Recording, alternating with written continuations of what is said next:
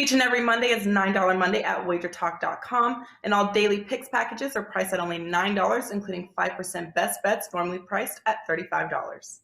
As an added bonus, any picks packages loaded early for overnight Tuesday or action during the week will also be priced at $9 until midnight on Monday. So make sure to take advantage of getting these $25 and $35 picks for only $9 before the clock strikes 12 and they return to regular price.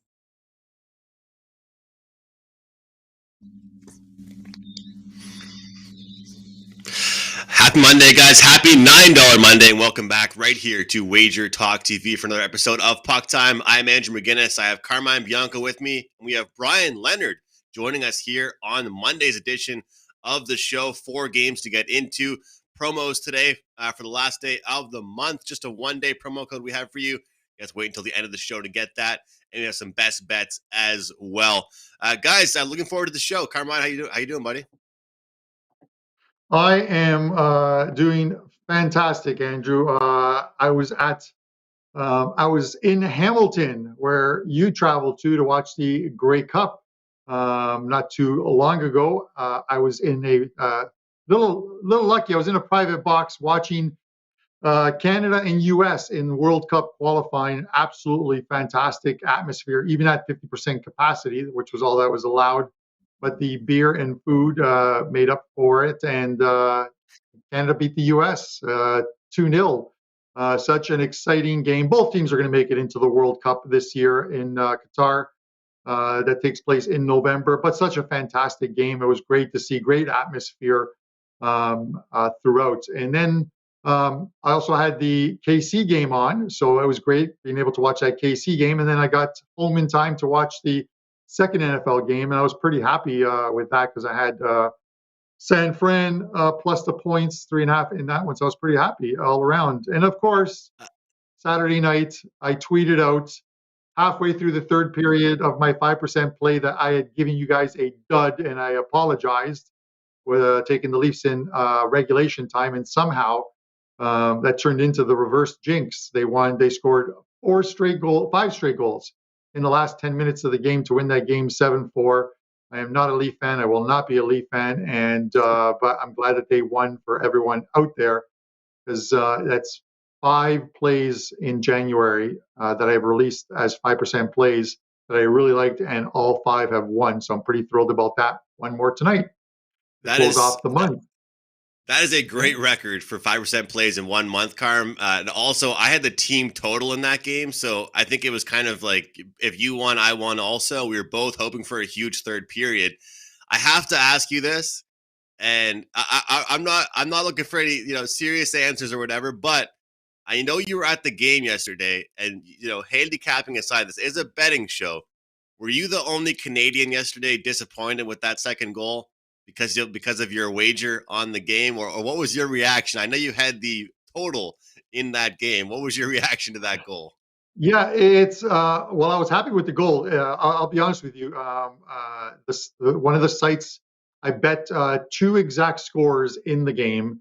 I took the game to finish 1-1 at plus 500 odds, and I took Canada to win 1-0 at plus 450. And in the 85th minute, as I'm watching, I was inside grabbing another beer, and I was looking at the KC score, and I looked to see what they're offering me as a payout, and they're offering me almost 100% of the payout on the 1-0, so I cashed it out. And on the 1-1, even though the game was 1-0, they offered me a profit on that. I'm like, I'm just going to take this. And then I go outside and I sit down beside my wife, and we're watching the rest of the game, and then they score. And all I could think of, first I jumped up, and then I was like, oh my God, I cashed out. This is awesome. So I made money. Canada won. It was the only play of my 3 games that I gave my clients in soccer. I gave them Costa Rica plus 1.5. That was a winner in a scoreless draw. Panama was a winner, and I gave them under 2 in the Canada game. So that was a push.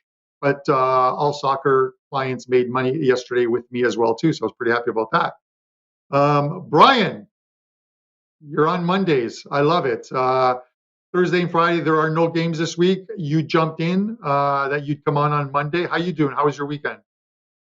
Weekend was very good. Don't know anything about what you're talking about because I'm a typical American. I didn't even know we had a soccer team, but I'm happy you won. Yeah, I had Kansas City, unfortunately, against Cincinnati yesterday, my only football play, but American football game.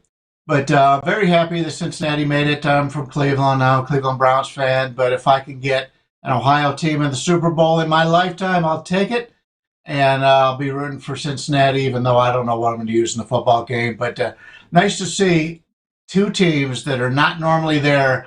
I'm so tired of seeing the New England Patriots, and I guess it may be a little while before we see the Patriots back in the Super Bowl. So that'll be something a little different, but it's always nice to see teams that haven't been there get that chance. So it'll be exciting. Absolutely, Brian. I know this is a hockey show, but it kind of had that feeling yesterday where it was like everybody cheering against the Golden State Warriors of football. They just wanted a different result, a different team. Let's mix it up. So definitely a great weekend of sports, great weekend of football. Some good hockey games as well, though. I have my buy and sell segment coming up at the end of the show, talk about good teams to look towards and one team looking to fade. But today's games, we're talking about Panthers, Jackets, Ducks, Wings, Oilers and Senators, and the Devils visiting the Toronto Maple Leafs. Let's start things off, guys. Let's talk some hockey with our opening game here. Let's get into it with the Florida Panthers and the Columbus Blue Jackets. Columbus plus 245 at home. Florida minus 290 on the road. Total is at 6.5 in this game, guys. And really, there's just not really much to say as far as an argument to me for the dog. Columbus had the worst expected goal percentage in the entire league in the month of January. Right now, we're not seeing much production outside of a few guys like Boone Jenner. And I just really can't really see where the offense would come from and how they'll be able to trade goals with a team like the Florida Panthers. Not to mention that although they've been in some high-scoring games, both Bobrovsky and Spencer Knight, their goals saved above average is just superb. It's been very solid. And even in these higher scoring games, they're still being forced to make some ridiculous saves for their teams. And you top it all off that Columbus is playing second half of a back-to-back. And as much as I say that sometimes that's overrated, I think for the bad teams in the league, it's a little bit used because especially, with that win they had yesterday over the Montreal Canadiens. And it looks like right now, Carmine and Bryan and I could suit up and score a goal against the Habs. Anybody can do it. So I think this is would be a little bit of a letdown. And all of a sudden, hey, Florida is waiting for you. So I think it's going to be an interesting spot. I think Florida gets done on the puck line, and I have no problem placing that wager. What about you, Carm? Do you think you can score a goal on the Habs tonight? Could you score a goal on the Habs? God, this is it. This is a crazy game, Andrew. Like we're talking about, we're talking about a Panthers team, right? That has scored 43 goals in their last 8 wins. That's 5.6 goals per game. This team just scores at will. These are two of my favorite teams for playing first period overs. I was playing those for a while, making money. The problem is the books have caught up. It's juiced. I think over 1.5 at some books is like about minus 180 tonight, Andrew. I think if you're seeing them. And I'm looking at there's a couple of books that have the 2. And my stance on that. I'd rather take over 2 in the first period at even money than take over 1.5 minus 180 because I just don't want to lay that number. But both these teams, their last 10 games are 70%. They've hit 7 of 10 times to the over 1.5 in the first period, combined goals between the two teams. That's probably the angle I would look at to take the 2 here at even money. But this Florida team just owns this Columbus team. They beat them 7 of 8 times last year. They beat them this year. I think the first game was 9-2? I believe it was 9-2.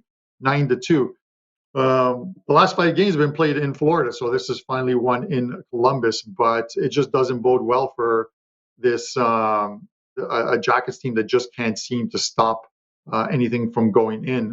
There's only one way to look at this: either you're taking Florida puck line, or you're taking the total some way, and maybe that first period. So for me, I'm going to look at that first period over and take the 2 because it's at even money. I don't want to lay the juice with the 1.5. Brian?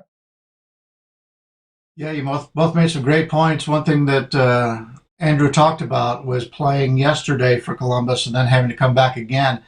I went back and looked on the season in the second game of back-to-backs for Columbus. Total goals scored in their games, 8, 9, 10, 7, 8. All higher than the 6.5 minus 120 we're getting right now. I also went back and looked at Florida when they're playing with rest. In January, 9, 5, 8, 8, 6, 6, 8, 7, 7, 11, 8, 7. To me, it's an over game. I like the over here. I'm going to use that a little later on in the show. You got two teams in this situation. They get a lot of goals scored. Florida's a team at home. They're just unstoppable offensively. And they were poor on the road. Well, now they're starting to score some goals on the road. So the matchup favors them. Columbus in the second of a back-to-back. Doesn't get great goaltending anyway. And I look for this game to fly over the total. And I wouldn't have said this before the season. I'm excited to lay juice on a 6.5 over. But I think this is the way to go here. I think we get 8 goals in this one. And I've got no fault in playing the over 1.5 or 2 in the first period also. We could easily see 3 coming out of that first period. And since you've got some fresh legs for Florida here, they're going to try to push the pace. But I like the over here. I'm not a big totals guy like you guys are, but that one really jumped out at me today. That's some great info, Brian. Those are some really good numbers, and it's hard to argue those numbers there with Columbus. Do you remember what the scores were in those games? Like, were they getting beat down when those games were going over the total, or was it a mixed bag? Yeah, I couldn't tell you that. I just did a quick look this morning, just when I saw the what was going on in this game, and I went back and took a look. And yeah, when you see their lowest scoring in the back of a second of a back-to-back is 7, you're in pretty good shape here. Yeah, Andrew, it's funny because Brian is, and he admits it all the time, he's not a totals guy. So the fact that he has an opinion on a total, it's one that I'm going to want to play. Whether it gets there or not does not matter, but the fact that he's got some pretty good numbers there that he's mentioning. So the juice is minimal, really, at $1.20 or $1.25 when you got a team like Florida who themselves are averaging 5.6 goals in their last 8 wins. So it's a team that can score. So I like that play, Brian. Absolutely. And Jonathan Huberdeau is on a tear right now, scoring goals in almost every game he plays in. You guys talk about the amount of goals this team is scoring. Well, when you got a team that's scoring as many goals as they are, it's going to be pretty good for you fellow prop bettors. And I mentioned on the show last week that my prop volume is going to start to go up a little bit for clients, 0.5%, 1%, something like that. This could be a game to do so. And I mentioned Boone Jenner, guys, at the start of the show with the Columbus Blue Jackets. He's been kind of the funny heart and soul of this team. Doesn't always score the most flashy goals, but he finds a way to get to the back of the net or set people up. And, when you bet props on teams like the Blue Jackets, you're quite often getting great prices on the points because, let's be honest, they aren't expected to score that much. So to Brian's point, being in a back-to-back, expecting a back-and-forth game from both teams and goals on both ends, this could be a chance to look towards the Barkov shot prop, look towards the Ekblad point prop, Sam Bennett to score a goal. There's so many different opportunities when you're looking at these player props, especially in a game like this. As a player prop bettor, Brian, when I hear you list off those numbers, I just see, bells are going off in my head saying, okay, this has to be a prop game. If you're saying there's going to be 7, 8, 9, 10 goals, it looks to me like it could be a pretty decent prop game. So we'll see what happens. Hopefully it works out for all of us. Hey, Brian, I'll be happy with a 6-4 Florida win, and Carm also catches the first period over. So we'll get that done, hopefully. Our next game we're going to discuss, we have the Detroit Red Wings and the Anaheim Ducks going head-to-head. Detroit's at home. It's a pick'em game here, guys. Total is at 5.5. Brian, we know Johnny Detroit and Bobby Liggs, they'll be at this game. What bets should they be on? I'll tell you, I like this time of year. I use this in the NBA coming in and out of the All-Star break. And while this year is really screwed up from the hockey perspective because you got a lot of makeup games, pay attention to how many days off these teams are going to have. We've got a situation here in Anaheim. To me, it's a tough road spot for the Ducks here. They're playing the 5th road game in 8 days. They beat Boston, Montreal, and Ottawa, but the All-Star game's on deck. and they could be a little satisfied coming out of the East here and may not put in the full effort. They've got, I believe, a week off after this. They don't play in a while. And you've got a Detroit team who's struggling right now. They're playing at home, and they play again in a couple of days. So they host the Kings on Wednesday. So it's not their all-star break as of yet. So they're still in the thick of things. They're not looking past anything. Or I could see, especially if Anaheim falls behind in this game early, maybe a live betting opportunity to play on Detroit. And Anaheim, a team that started terrifically this season, then really slumped, now playing a little bit better. Marco likes to say the fat and sassy, fat and happy. I think Anaheim may be in that situation here because they get that all-star break coming out. Playing Detroit may take a little advantage of that and may not prepare as much as they normally do coming off this real nice road trip for them. I like Detroit here. I think it's just a good spot for them here. I like to play teams that are in, I wouldn't say must-win situations because Detroit's not going to the playoffs anyway, but they have not played well, and you're getting them right now with more of an energy to get out there and get this nasty taste out of their mouths. And you're getting them in a pickup situation at home. I like Detroit in this matchup.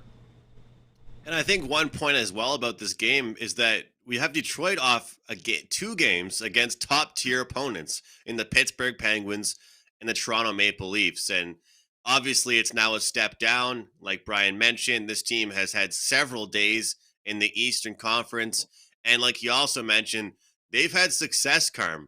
Winning a higher scoring game, 5-4 against the Habs, 2-1 victory over the Senators. I think it's great stuff there from Brian. I think that it could be a good spot at home here for the Detroit Red Wings. What are your thoughts, Carm? Yeah, I tend to agree with Brian in the sense of I think it's a bad spot for Anaheim. The last game of road trip is one of the toughest close out, and it's been a very good road trip for them. 3-0-1 thus far, and they're like 4-0-1 their last 5. But they go as Gibson goes. Gibson has had a very good January. He's like 4-2-1 in January, which might not sound good or might not sound the greatest when you look at it. But his 2 losses and the 1 OT loss were he lost to Colorado 4-2 and 2-0, and he lost 4-3 in Toronto in a shootout. And that game, Toronto had 3 power play goals in that game. So his team kind of hung him out to dry there. He's been pretty solid all around. But this is one of those ones where I think it's a bad spot for them. Detroit comes off a game where they got to be disappointed, holding a 4-2 lead at home, allow 5 goals in the last 10 minutes of the game. Normally, you want to come back from a game like that, and you play extremely well the next time out, eliminating some of those mistakes that you made. This is probably one of those ones where I think Detroit gets the money. If you look at the markets, it hasn't really moved much on this game. I think it opened at pretty much -110 each way, or -115, -105. So a nickel move either way isn't something that would worry me. And these teams only played once, but it was a 4-3 game that went to OT in Anaheim. So I'm going to take Detroit here. I think they bounce back. They're not going to make the playoffs, but they're going to bounce back off of what was a disappointing game on the weekend. Nedeljkovic is confirmed back in goal tonight. He did play well in that game, but the last 10 minutes, they just got blitzed by a much better team in Toronto. Let's see if they respond tonight against this Anaheim team. I'll take Detroit here. One thing that worries me with Detroit is their defense. I just look at how many goals they give up every game, and the teams they've defeated have been Buffalo twice this month, and then an upset shootout victory over the Pittsburgh Penguins. So when I look at this total, and Carr makes a great point about Gibson. I mean, when he's hot, he's hot. He's tough to beat.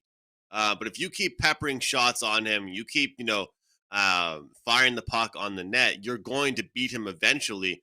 As far as the total is concerned in this game, I can't look away from the over in this game just because of that same angle I always say, and what Brian mentioned at the start about how long this trip has been, how long they've been away from home, and also, that the famous handicapper expression, they're feeling happy, they're feeling good. You did your job on this road trip. You're coming home with a positive winning record. We could expect some fatigue, some sloppiness, and let's not forget, that game against Montreal, Anaheim was dominating, absolute domination, and they only ended up winning that game 5-4. And like I mentioned about Detroit, they have not played teams that are middle of the pack like Anaheim. They've been playing teams like Toronto, Pittsburgh, and those teams are a hell of a lot better defensively, I think, even sometimes than Anaheim can be, or at least offensively to keep things out of their own end. So I like the over 5.5 as well in this game. I think we could see a sloppy game from both teams. And as of right now, guys, it's very rare we even see 5.5s anymore, or at least just at a regular price. So that's where I'd look as far as the total. The Crew's looking at Detroit, though, at home here in this pick'em matchup. Let's jump into our next one here. The Edmonton Oilers in action against the Ottawa Senators. Ottawa, they're plus 170 in the nation's capital. Edmonton minus 200 on the road. Total's at 6.5 in this one here, guys. And look, I have to mention it. We don't want to talk about the signing. This isn't just a regular sports show. It's a sports betting show. We have to talk about it, though, with Evander Kane joining the Edmonton Oilers. That happened pretty quick, guys. There was some debate whether he was going to play in the NHL this year, and then he was close to signing with the Oilers, and then there was some issue, with him traveling and all of this type of stuff. Moral of the story, Evander Kane is officially an Edmonton Oiler, and he is not just some third or fourth line player that has been signed to this team. He is going to play first and second line minutes and make an immediate impact to this team. And you guys know I have no problem ripping on the Montreal Canadiens right now. And I know anybody can score on them right now. Like I mentioned, the three of us could score on them right now. But the good news is Evander Kane scored on the Montreal Canadiens this weekend in his very first game as an Edmonton Oiler. He looked comfortable out there. He was, had some minutes with McDavid. Imagine 1 minute you're concerned about what's going to be your NHL future. You're playing in the AHL when all of a sudden the last season you played for the San Jose Sharks was one of your best seasons in years. And all of a sudden you're playing on a $1 million contract with some signing bonuses to pretty much play for your future in the NHL. But oh, wait, you get to play with two of the best players in the entire league. To me, that's pretty huge, getting Evander Kane on this team, because what it does, guys, it separates the people. Zach Hyman, McDavid, and Draisaitl are all playing on three separate lines now, which is huge for this team. Ottawa Senators, they lose Drake Batherson. They've still got some injuries throughout their lineup. All of a sudden, all the hope they had to make a huge push and to try and gather some wins together, they lose to Anaheim. They lose to Carolina. Both those games, 1-goal games. But I don't know if Ottawa can compete here. I had to mention as well before I throw it to Carmine, Leon Draisaitl, guys. I try and throw in some props for you. I know these top guys aren't the best odds. I know everybody wants these great plus prices. He historically has done very, very well against the Ottawa Senators. I believe the last time he played in Ottawa, Carm, Draisaitl scored 4 goals. I'll be on him tonight to score a goal tonight, and I'm on Edmonton here to win this game. What about you? Yeah, it's I don't fault you. Edmonton's on a bit of a roll, 4 wins in a row. They're doing what they're supposed to be doing.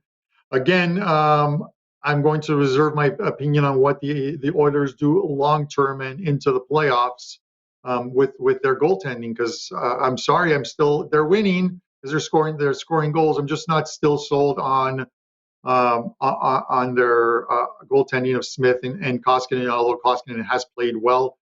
I just think it's always with some of these goalies, it's short-term success, sort of long-term failure, and that's what hurt him in the playoffs last year.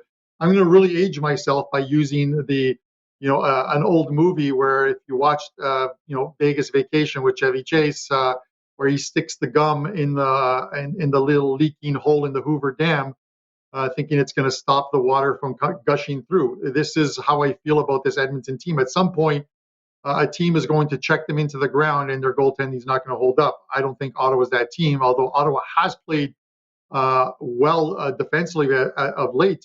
They've gone under the total in their last 10 games. They've gone under the total 7 of 10 times. I think it's 7-2-1 to the under. but Edmonton owned them last year. But that was a different Edmonton team that was playing lights out hockey when it was just the All Canada North Division. They beat them all 9 games against Ottawa. But in the one game they played this year, you'll remember in Edmonton, Ottawa got a measure on them. They scored 5 goals in the third period and beat Edmonton 6-4 in that game. And there were 6 goals scored in that game. That game was trending to an under as well too at 6.5. They only had 4 through 2. They still could have got there, but that meltdown by the Oilers and their goaltending in that game cost them in that game. I would likely lean to the under 6.5 here as well too. I know it's a dangerous thing with an Edmonton team that is scoring a lot of goals, but Ottawa's key to winning this game is to have to check them into the ground like they have some of the teams that they played. That game against Carolina, 3-2 overtime game. Carolina's a team that can score a ton of goals, and they kept them at bay. Washington, that same thing, 3-2 game. So they can play against offensive teams, but I think at the end of the day, Edmonton wins this game. I can't lay $2. The market went from -180 opener to -200 now. I can't lay the 200 or 220 that it probably ends up at game time.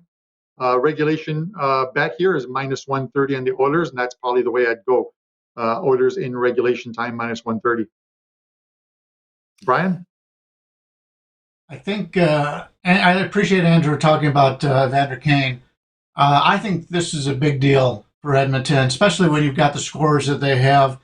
I know for a fact that the Knights, since they've given up Reeves, is a totally different team in Vegas this year. You look at the hits each and every game. They're getting doubled up in hits. They're just not an aggressive team because they don't have a guy that can fight. I mean, Kolasar gets in as many fights as he can, but he's not a very good fighter, and he's an average player.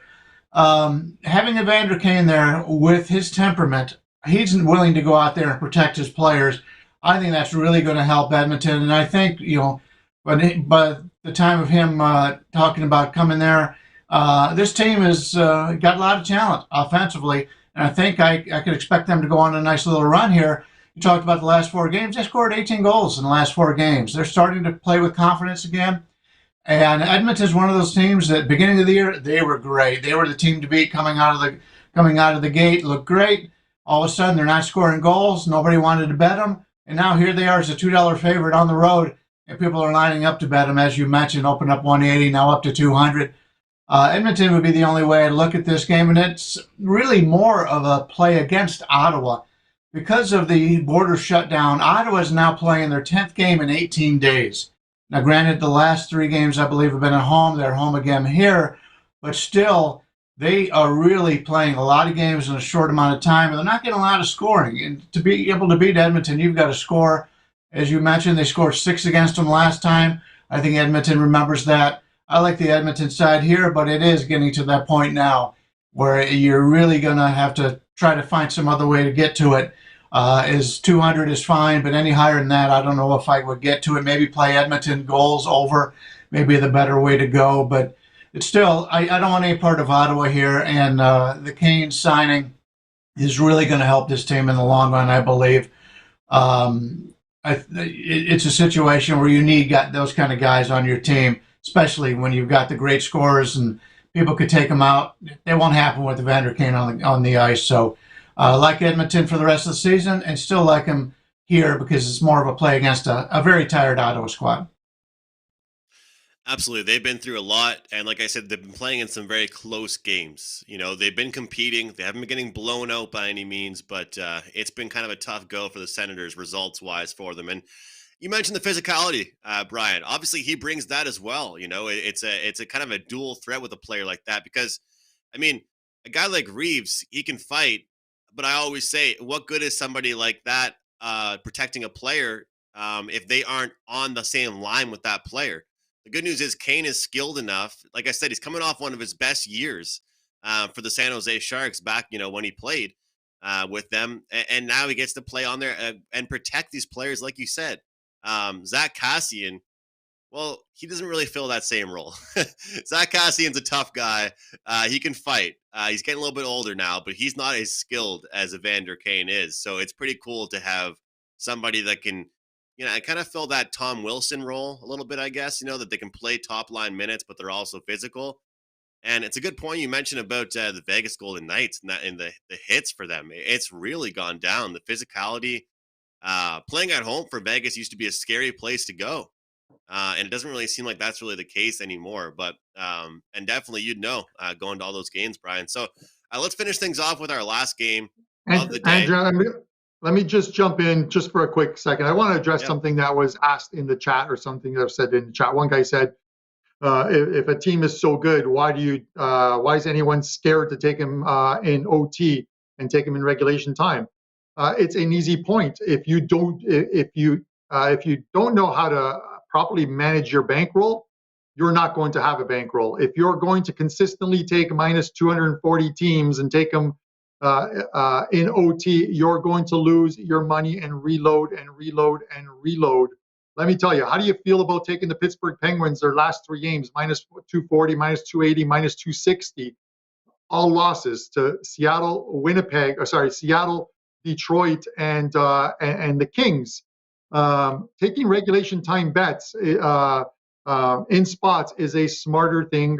You could lose them and the team win in OT, but I've got a database of my plays over the last 5 years, and the games the money that I saved with teams that won in regulation time instead of losing in overtime has made me money. So chart your numbers. But I'm going to tell you that it is a losing proposition. Big favorites don't always win. So keep that in mind when you're laying those type of prices. Yeah, and there's certainly times where, hey, minus 200, sign me up. I think the price is right. I'll do it. Absolutely. But like Carm said, there's going to be times where maybe you don't want to do that there. Any thoughts there on Brian? And then we'll get your thoughts on the Leafs game. Yeah, I hate to disagree. I know Buster is the same way. He doesn't like to play the big numbers. I've got no problem with it. In fact, I enjoy laying the big numbers. I charted my plays so far this year. I've had 12 plays where I laid 170 or higher, 12-0.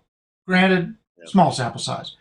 But when you have the better team, the longer the game goes, the more chances you have to win. And granted, overtime and shootouts are it's a skill situation. And when you get the better teams, I have better players. So when you get them to the overtime, I would much rather have, like Edmonton's skill position players getting the 3-on-3s in overtime than I would even with the regular time. So shootouts are a crapshoot in my mind, but the overtimes definitely make a difference. I think you have to take a look at both and see what they do. There's certain goalies that are terrible in shootouts. You don't want them in the extra time, and Fleury's always been that way. As great as he's been, he's terrible in shootouts. But you got to compare the goalies. There's times to play the full game, times to play in regulation, but I wouldn't rule out anything when it comes to betting. You could find advantages either way. Full game has worked out very well for me on the season, and my entire 5 years of doing it. So just a different way. Just never say never in this, and just compare each team from regular season, the regular time as well as the overtimes, and you can find the best way to play it yourself. I have to follow up because I need to ask a question, because I think that there's no wrong answer. First of all, I want to say this. Everybody has their own opinion. There's no wrong answer. We all have their own. One thing I wanted to ask you, Brian, because you've done very well with these high favorites, like you mentioned, and you don't release them every day either. But I have a stat here. $100 better only taking NHL puck line favorites since November 13th would be up $5,000. So pretty much a lot of these big favorites are constantly covering the puck line. So why not ease that liability and turn some of these big favorites that you're taking into a puck line, or just in general? Because when I saw that, it really kind of spoke to me and thinking, you know what? Maybe I will start picking my spots more with puck lines versus the regulation. $100 better now at $5,000, and you're turning a minus 220 into a plus price on the puck line. Like, why not look the puck line route sometimes? I do look at the puck line, but I look at the opposite way. I play the same in baseball. Your average total in baseball is about 8. I'd much rather take the plus 1.5 than lay the 1.5, because teams just want to win by 1. That's all that matters. So when I do puck lines, I take, like yesterday, I took Seattle plus the 1.5. They gave up a goal with 3 minutes to go, and they lose by 1, but I got the victory. So that's what I take a look at. I saw it. I hate to not credit the person on Twitter who put this out, but they said favorites are winning at a 65.2% rate this year, which is high, which is possibly why these favorites are doing so well in the puck lines, as you mentioned. The minus 1.5s are doing so well. It's an atypical year in hockey. Hockey's just normally for myself is I like to play underdog in hockey. This year, the problem is the underdogs and the really bad teams are really bad. And we're seeing this just looking at today's card. We're seeing $3 favorites, and you don't see many of those in a normal season. So different ways to get to it, but, even talking about playing team totals, you're very good at that. So there's different ways to get to what you want to accomplish. Just take that into account and pick the best way for you to make the money. And ultimately, that's the end goal. Is for all of us to win. You've had a great season. You are number one on the season, Brian, in the NHL.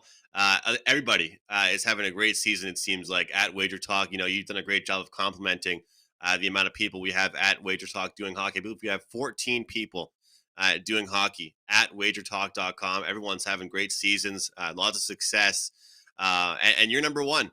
So let's get to your thoughts, Brian, on the Leafs and the Devils. Unfortunately, this is the one where I really don't have much of an opinion on. I would want to play Toronto if I was looking at this game, but the number is very high. This is the first of a back-to-back. They're going to switch cities after tonight, so 2 straight games. You always have to take that into account. If a team has a big lead in a game, they may take it a little bit easy, knowing they have to play them again the next day. So that may hurt you against Toronto probably in this situation. But New Jersey, 9 out of their last 10 games, they scored 3 goals or less. You have to score goals when you play Toronto. That's the only way you can compete with them. Toronto is playing their 3rd game in 9 days, whereas New Jersey's playing their 6th game in 10 days. So the schedule points to Toronto. Everything points to Toronto. Do you want to lay that number? I don't. I lean Toronto in this, but not enough to pull the trigger. Carm? I'm not a Leaf fan. I'm going to keep saying that, but it just seems like you got to take the Leafs. You got to take the Leafs here. You look at their goalies, and their goalies for the next 2 games are confirmed. It's going to be Campbell tonight. Mrazek did not look good in Detroit. He just didn't. I was fooled there because he looked good in his prior starts. I thought coming into Detroit, a team that he had played for and facing a goalie in Nedeljkovic, who they both were, oddly enough, they were both goalies for Carolina last season. That the Leafs was the right play. They got there, but I'm not quite sure if it was still the right play, but they got there. It's Campbell tonight. It's Mrazek tomorrow in New Jersey. And this is another one of those ones. The Leafs have been very good with the first period over 1.5. I think they're 90% their last 10. But the Devils are like 2-8. They've allowed 29 goals in those losses. That's 3.5 goals per game. It's like Brian said, if you're going to allow 3.5 to 4 goals per game, you're not going to win many games when you're only scoring 3 or less. For me, the fact that it's Campbell in net and the Leafs are at home, this is one of those ones where sometimes I'll take the team that wins the first game, and I do like the Leafs here, and I'll look to fade them in the second game. But there's so much disparity between these 2 teams. Toronto's a much better team than New Jersey. New Jersey plays better on the rock, I'll tell you that much. But the problem with New Jersey also is Blackwood. He struggled. He had that heel injury at the beginning of the season. It looks like it's come back. He's had some time off. But the games that he's played of late have not been good ones, and this is why this team is struggling as well too. I'm going to go puck line here. I think the Leafs on the puck line is probably the play because the big is too high. The puck line is a -1.5, -120, -125 in some places, and that's likely the way I'll go here. Leafs to beat this Jersey team by a margin, 2 or more. So I'll take the puck line -1.5. Guys, it's Monday, so you know what today is, other than $9 Mondays at WagerTalk, where you can get every single play for $9. That's on the card. And some of those plays are for the rest of the week. I'll have some plays. But it's also buy and sell day. Andrew McInnis, it's a new segment that started last week. Andrew's going to talk about some teams that you can buy and sell over the next week or so. So let's go to Andrew for the new segment.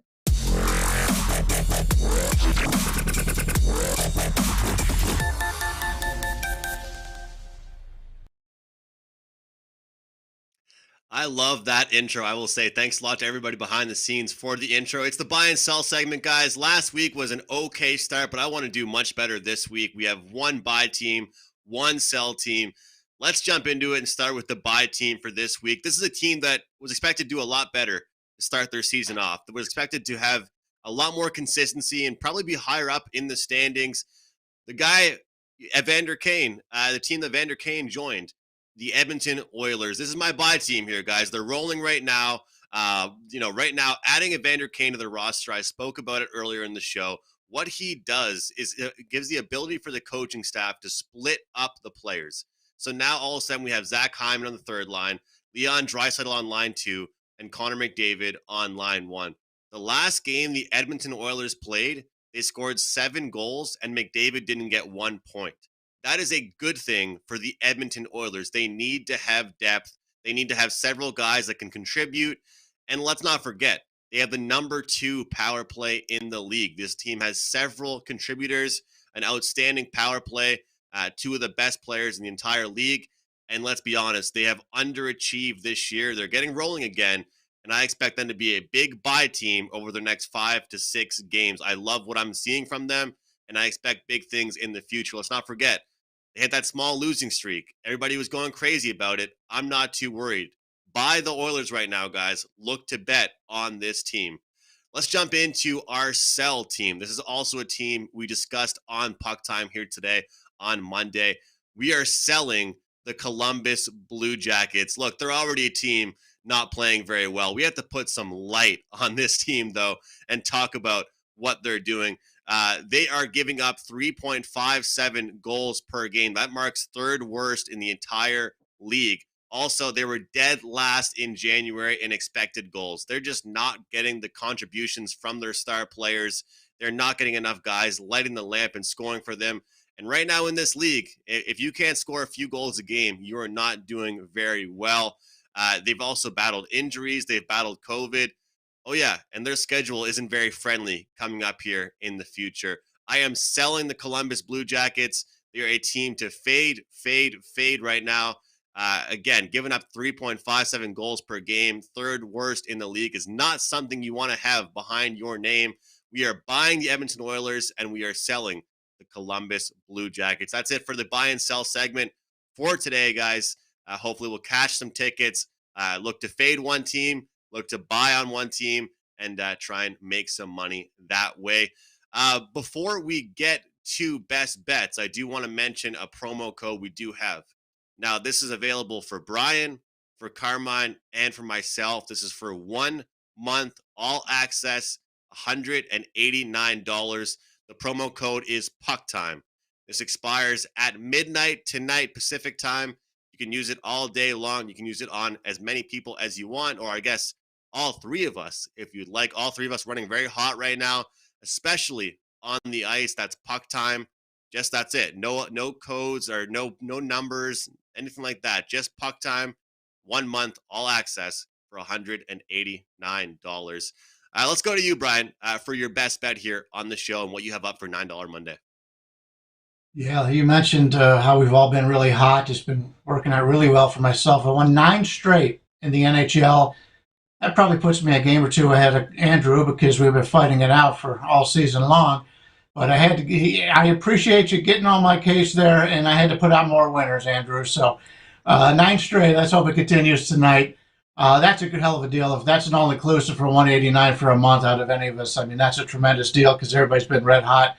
9 straight winners, number 1 in the NHL this year in net profit, number 2 in the NHL last year in net profit. January's just been terrific for me. In 4 and 5 star plays in the month of January, 34 and 14. Everybody loves the 5% plays, but 4% plays are almost just as strong. Had a lot of success on those. So go ahead and grab that 189. That's a tremendous value. Grab that from all three of us. I'm sure you'll be very excited to get those winners this month. I'm going to go back to the first game we talked about, the game with all the stats, and I'll repeat those again. That's Columbus and Florida. Columbus in the second game of a back-to-back this year. Goals scored between them, 8, 9, 10, 7, and 8. We're looking at a 6.5 minus 120 right now on the over. Florida, with a day of rest in January, 9, 5, 8, 8, 6, 6, 8, 7, 7, 11, 8, 7. So we've only got 3 games combined all month, in fact, all season for Columbus in their category, where they've scored less than 6, 5, 6, and 6. This game is going to go over. I love the way these teams are playing right now. Florida, even on the road, is scoring a lot of goals. Columbus just doesn't have the defense to keep this close. The only way they can compete is to score the goals. Give me this over, the 6.5 minus 120, and that's my favorite bet on the show this week. Florida Columbus over 6.5. Brian Leonard, happy to have him on the show here this Monday. Don't forget to use that promo code PuckTime. Get a month all sports action for Brian, $189. Carmine, you said it earlier. You have hit 5 straight 5% NHL wagers the month of January. Looking to make it 6 tonight here on the ice. That promo code, again, is useful for you too, Carm. PuckTime, $189 for 1 month all access. Anything else going on today for your clients? Not as of yet, but I'm going to have some plays loaded up for some soccer and some. I've been giving out some to my all access clients, some college basketball plays as well too. So try and keep a positive run going there as well too. I love this show in the fact that we have differing opinions. It's always very good. If you take it's the ABCs of Puck Time, Andrew, Brian, and Carm.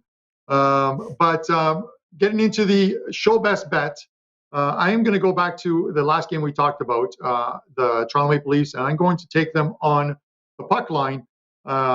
New Jersey, the Devils goalie is now confirmed. It's Akira Schmid. So he is in goal tonight for New Jersey. I'm going to take the Leafs on the puck line. And here's a number for you. Going back to November 13th of last year, a $100 better on the puck line has made $5,010 betting NHL puck line favorites. So if you're a puck line lover and you've been doing it for the last 81 days, you've been making money. You made $5,000 betting $100 on each puck line on the favorites. So that's an angle. But Leafs minus 1.5. Head over to WagerTalk for the $9 Mondays. I have a 5% play up in the NHL tonight, and we'll try and make it 6-0 this month. Best of luck to you with that 5% play, Carm. Again, that Puck Time promo code useful for all of us, $189 for a month all access. For me, it's going to be just a package of plays today on the ice. You know, it's not a huge card, not a small card either. Just a package of plays. And I mentioned, today's the day, guys, where I'm getting back in the prop betting world. These plays will be 0.5% or 1% wagers for the clients. Most other plays are 3% or 4%. Sides or totals. But the prop plays are back in action tonight over at WagerTalk.com. For me, my best bet on this show, I expect a fast start when the Oilers and Senators go head-to-head tonight. We've talked about it. Do you want to risk the over 1.5 on the juice, or do you want to go ahead and get a better price with the 2? I'm going to go ahead, step up here with the Oilers Senators over 2 in the first period, plus 110. I expect a really fast game here. Both these teams get involved. Some sloppier hockey as well. Some talent on both sides. We'll get a fast start in that first period. So to recap, you've got Brian looking at Florida Columbus over 6.5 minus 120. Some great data there on that play. Carmine with Toronto minus 1.5 minus 125. And again, I have Edmonton, Ottawa first period over 2 at plus 110. Thank you guys so much for watching us right here on Puck Time. We appreciate all the live chat, all the comments, all the likes. We really, really do appreciate it. On behalf of Carmine, Brian, I'm Andrew. We'll see you guys next time. Lock in all sports, all plays, all 5% best bets from now until Super Bowl 57 on February 12th, 2023 from your favorite WagerTalk handicapper for only $1,199 versus a regular price of $1,999 for one total savings of $800. This limited time super discount comes out to less than $100 per month and only $3.28 per day. As an added bonus, your all access starts immediately, so the sooner you buy before Super Bowl 56, the more additional days you will get for free. Just go to WagerTalk.com, choose your favorite handicapper to lock in, and don't forget there is no limit to the amount of handicappers you can redeem our Super Bowl to Super Bowl offer.